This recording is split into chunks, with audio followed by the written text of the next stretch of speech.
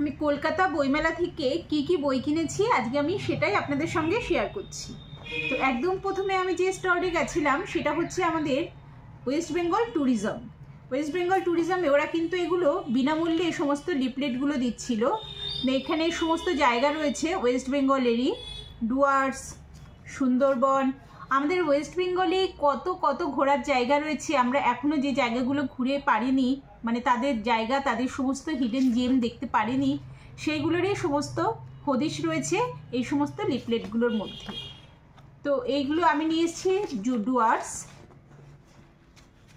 সুন্দরবন, মুর্শিদাবাদ, যদিও মুর্শিদাবাদ আমি গেছি, উত্তর চব্বিশ পরগনা। উত্তর চব্বিশ পরগনায় আমার বাড়ি, আর উত্তর চব্বিশ পরগনারই কী জিনিস আমি এখনও পর্যন্ত দেখিনি সেটাই দেখার জন্য আমি এই বইটা তুলেছি। তো এটা অ্যাকচুয়ালি বই না, এটা হচ্ছে একটা লিফলেট যেটার মধ্যে গাইড আছে, মানে গেটওয়ে আর কি। এটা হচ্ছে দক্ষিণ চব্বিশ পরগনা, পূর্ব বর্ধমান, কোচবিহার, বীরভূম,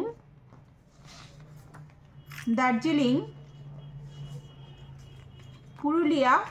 পুরুলিয়ায় আমি 3.5 বছর ছিলাম। আমার ফার্স্ট পোস্টিং হয়েছিল পুরুলিয়ায়।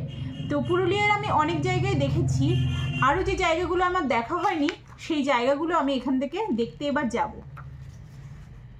আর আমার সবচেয়ে প্রিয় জায়গা শান্তিনিকেতন। আর এটা হচ্ছে একটা ওয়েস্ট বেঙ্গলেরই একটা ম্যাপ, মানে এটার মধ্যে সমস্ত ম্যাপ রয়েছে। এই যে ওয়েস্ট বেঙ্গলের পুরো ম্যাপ, এবং এটাও একটা গেটওয়ে আর কি, এটাও দেখে আপনারা বুঝতে পারবেন। তো এই যে এগুলো কিন্তু ওয়েস্ট বেঙ্গল ট্যুরিজমের যে ওদের যে স্টলটা আছে সেখান থেকে বিনামূল্যে এটা আপনারা সংগ্রহ করতে পারেন। আর সেখানে কিন্তু একটা ভার্চুয়াল রিয়েলিটির একটা ওদের যে সানগ্লাস মতন একটা চশমা মতন পরায়, সেটা পরিয়ে সবাইকে এই জায়গাগুলোরই কিছু কিছু জায়গা আমাদের সফর করাচ্ছে বিনামূল্যে। তো বইমেলায় যারা যারা যাচ্ছেন তারা কিন্তু ওয়েস্ট বেঙ্গল ট্যুরিজমের এই কাউন্টারটা অবশ্যই একবার ভিজিট করবেন। এইগুলোকে আমি এবার পাশে রেখে দিচ্ছি। এইবার আমি যে স্টলে গেছিলাম, সমস্ত স্টল তো আর ঘুরে কমপ্লিট করা যায় না, এত বই দেখে শেষ করা যায় না।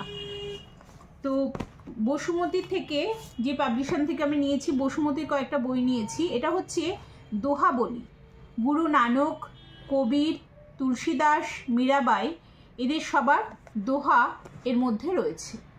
তো এইগুলো সব জায়গায় পাওয়া যায় না সব সময়, তো এই দোহাবলি আমি আমার সংগ্রহে রাখলাম। এই একটা বই নিয়েছি। আর এটা ভালো লাগলো, এটা একটা নাটক, ব্যাপিকা বিদায়। এই নাটকটা আমি ছোটোবেলায় দেখেছিলাম অমৃতলাল বসুর, তো সেই বইটা আমি সংগ্রহ করেছি এইবারের বইমেলা থেকে। এটা হচ্ছে হিমালয়ে 5 ধাম, শ্রী সুশীল চন্দ্র ভট্টাচার্যের। হিমালয়ের যে 5 ধাম আছে, কিভাবে, কোথা থেকে কিভাবে যাওয়া যায়, তাদের কি মহিমা, এই সমস্ত কিছু রয়েছে এই বইটার মধ্যে। এই বইটা আমি পড়ে নিয়ে তারপরে আপনাদের সঙ্গে শেয়ার করব আমার কেমন লাগলো এইবারের বুক ফেয়ারের সমস্ত বইগুলো। এটা যেমন হচ্ছে 4র্থ পর্বে আছে যমুনোত্রী, যমুনোত্রী হইতে আগে, মানে এরকম আলাদা আলাদা করে এরকম রয়েছে, এবং কিছু কিছু ছবিও দেওয়া আছে। যাই হোক, বইটা আমি পড়ে নিই, তারপরে আপনাদের সঙ্গে শেয়ার করব। এবার হচ্ছে স্বামী বিবেকানন্দের ভারত সাধন এবং চিকাগো বক্তৃতামালা। এটা হচ্ছে চিদারূপানন্দের লেখা। সমস্ত স্বামী বিবেকানন্দ যে বক্তৃতা দিয়েছিলেন শিকাগোতে, সেই বক্তৃতার সমস্ত মানে লেখাটাই এখানে আছে। আর এটা আমি সংগ্রহ করেছি এবারের বইমেলা থেকে। হেমন্ত কুমার রায়ের গ্রন্থাবলী।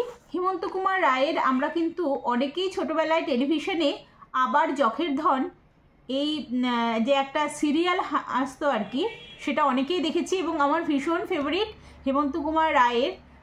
যেমন হচ্ছে কি বলবো, রহস্য রোমাঞ্চর যে গল্পগুলো আমার খুব ভালো লাগে। তো হেমন্ত কুমার রায়ের এইখানে যে গল্পগুলো আছে যকের ধন তো 1 নম্বর আছে।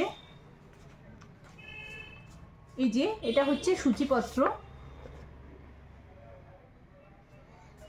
যকের ধন, প্রদীপ ও অন্ধকার, রহস্যের আলো ছায়া, ক্ষুদিরামের কীর্তি, জেসা দেওগে জৈসা দেওগে তৈসা পাওগে, খুড়ার খামখেয়াল, গোয়েন্দা কাহিনী আছে, ভৌতিক কাহিনী আছে, আর সব মিলিয়েও আছে।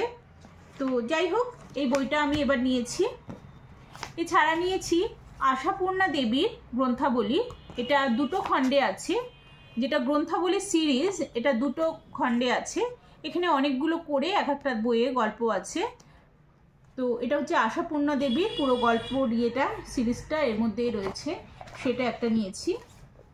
গল্পের বই বলতে এগুলোই নিয়েছি। ম্যাক্সিমাম বই কিনেছি ধর্মীয় বই বা হোলি বুক টাইপের। এই বইগুলো সবই হচ্ছে ধর্মীয় বই, যেগুলো আমার অনেক দিন ইচ্ছে ছিল সংগ্রহ করার। প্রথমে হচ্ছে শ্রীমদ্ ভাগবত। এটা কিন্তু গীতা না, এটা হচ্ছে ভাগবত, শ্রীমদ্ ভাগবত। এটার মধ্যে কমপ্লিট ভাগবত এর মধ্যে রয়েছে। এটা গদ্য আকারে রয়েছে, পদ্য আকারে না, গদ্য আকারে রয়েছে। তো এটা নিয়েছি।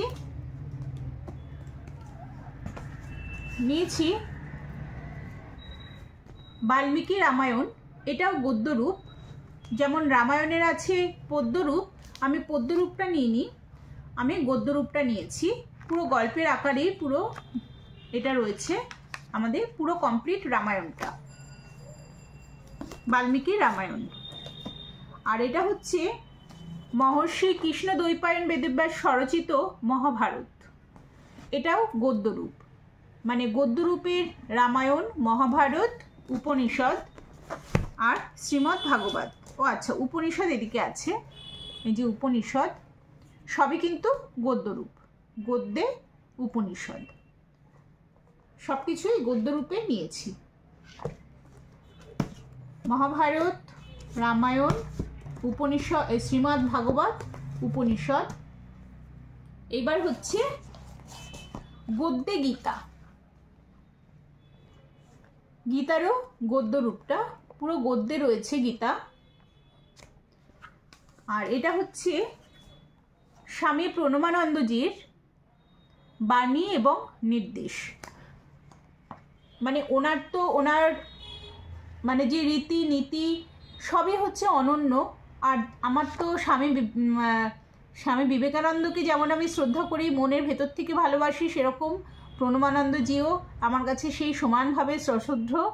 কারণ আমি ছোটোবেলায় যে স্কুলে পড়াশোনা করেছি, ভারত সেবাশ্রম সংঘেরই, মানে আমাদের মেয়েদের যে ভারত সেবাশ্রম সংঘ আমাদের হৃদয়পুরেই অবস্থিত, সেই স্কুলে আমি ছোটোবেলায় পড়াশোনা করেছি ক্লাস 8 পর্যন্ত। তারপরে বারাসাত গার্লসে গেছি। তো আমার রন্ধ্রে রন্ধ্রে কিন্তু স্বামী প্রণবানন্দজি রয়েছেন। তার বাণী এবং তার যে নির্দেশ, এটা যদি আমরা মেনে চলি তাহলে কিন্তু আমরা আমাদের চলার পথটা অনেক সুগম হবে। তো আমি নিজের জন্য তো অবশ্যই, আর মেয়েকেও শোনানোর জন্য, জানানোর জন্য এই বইটা নিয়েছি, স্বামী প্রণবানন্দের বাণী ও নির্দেশ। এছাড়া রয়েছে শ্রী গুরু স্তব এবং হনুমান চল্লিশা। এটা হচ্ছে, ওটা গদ্যে গীতা ছিল, এটা হচ্ছে পদ্যে গীতা। এটা পদ্যরূপ, যাতে পড়তে ভালো লাগে, পদ্যরূপে গীতা, ছোট একটা ভার্সন। আর এইগুলো চটি চটি বুক নিয়েছি। এটা হচ্ছে হিন্দুত্তম, আর এটা হচ্ছে পূজা আরাধনা পদ্ধতি। আর এটা হচ্ছে হিন্দু ধর্ম কি ও কেন, এটা হচ্ছে বিলটা। হিন্দু ধর্ম কি ও কেন, বেদ, পুরাণ, মহাভারত, রামায়ণ এবং গীতা সম্বন্ধীয় বিভিন্ন প্রশ্ন আর উত্তর রয়েছে এই বইটার মধ্যে। হিন্দু ধর্ম কি ও কেন। তো এগুলো হচ্ছে আমার স্পিরিচুয়াল জার্নি হয়ে গেল, সাইড করে দিই। এবার হচ্ছে আমার মেয়ের জন্য কেনা বই। মেয়ের তো 3টে বইয়ের আমাকে ডিমান্ড দিয়েছিল, তার মধ্যে আমি 2টো পেয়েছি। একটা হচ্ছে শাটার মি,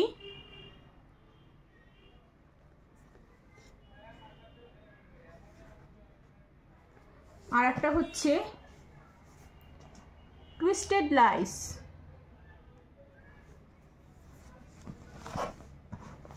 এই দুটো বই হচ্ছে আমার মেয়ের জন্য। এইবার হচ্ছে আমি বুক ফেয়ারে যাব, আর লিটল ম্যাগাজিনের যে ওদের যে টেন্ট থাকে সেখানে যাব না, সেটা তো হয় না। আসলে বুক ফেয়ারে গেলে লিটল ম্যাগাজিনের যে টেন্ট সেখানটা যদি আমরা ভিজিট না করি, পুরো বুক ফেয়ারটা ঘোরা আমাদের কমপ্লিট হয় না, আমার সেটা মনে হয়। কারণ ওখানে অনেক কিছু অনেক নতুন ধরনের জিনিস পাওয়া যায়। তো এইবারে লিটল ম্যাগাজিন কাউন্টার থেকে আমি আমার সংগ্রহে এই সমস্তগুলো রেখেছি। গোলাম রসুল আর উজ্জ্বল বন্দ্যোপাধ্যায়ের 20 ফুটে ফুল, এখানে কবিতা আছে, এই দুটোই কবিতার সংকলন আর কি। এটা হচ্ছে নতুন একটা সংকলন 2025-এর মিষ্টি মুখ।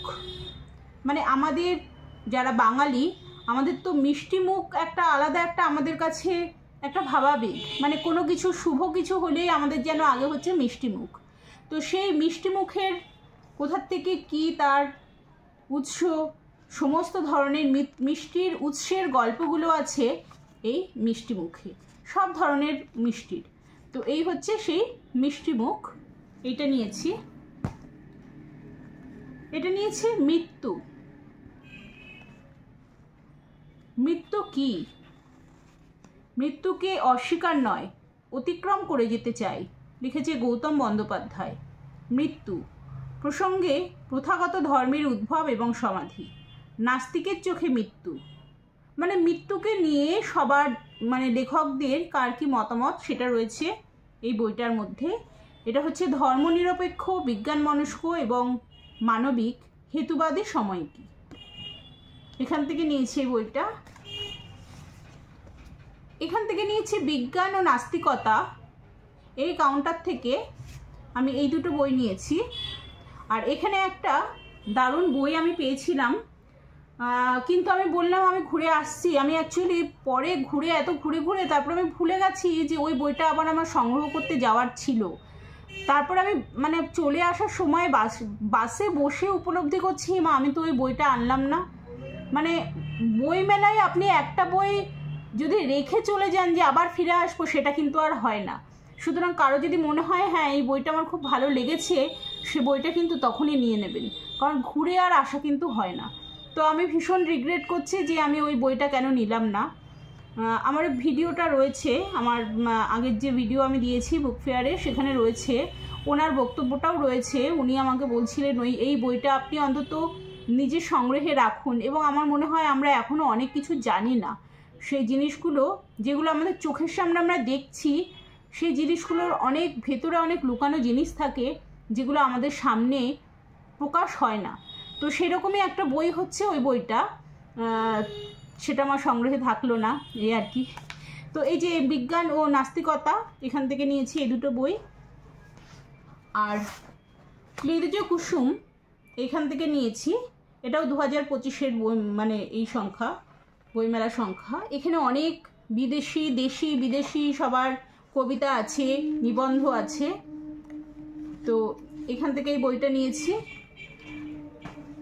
সব মিলিয়ে আমার এবারের বইমেলা খুব সুন্দর ঘুরেছি, অনেক বই দেখেছি। সব বই তো আর কেনা যায় না।